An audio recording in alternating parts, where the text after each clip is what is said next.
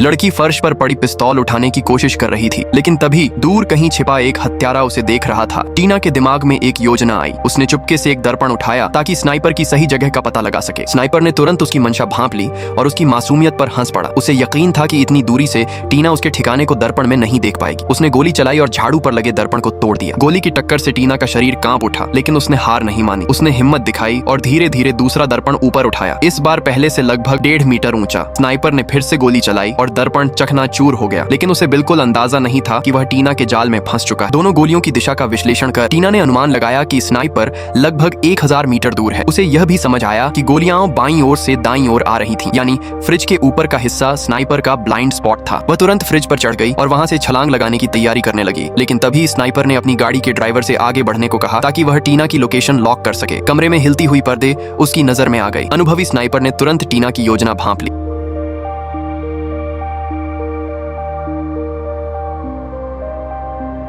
लेकिन किस्मत से टीना उस गोली से बच गई और खतरे से निकलने में सफल रही। गिरने से हुए दर्द ने उसे तुरंत होश में ला दिया, लेकिन खतरा अभी टला नहीं था। उसने फौरन सोफे के नीचे रखी पिस्तौल की तरफ हाथ बढ़ाया, मगर वह दूर थी। बिना समय गंवाए टीना ने पूरा सोफा पलट दिया। सोफा ठीक उसी तरह गिरा कि उसने स्नाइपर की नजर को रोक दिया। चौंकाने वाली बात यह थी कि सोफे के पीछे उसे एक छिपी हुई स्नाइपर राइफल मिली। टीना ने तय किया कि अब उसी हथियार से जवाब देगी। उसने जल्दी से बंदूक लोड की। उधर स्नाइपर अब भी अनजान था और आराम से अपनी बंदूक लोड कर रहा था। टीना ने पहले ही स्नाइपर राइफल सेट कर ली थी और 1000 मीटर दूर बैठे अपने लक्ष्य पर निशाना साध लिया था। तभी स्नाइपर ने देखा कि टीना उसके ऊपर राइफल ताने हुए है। उसकी पेशानी पर ठंडा पसीना छलक पड़ा। उसने ट्रिगर दबाने की कोशिश की, लेकिन अब बहुत देर हो चुकी थी।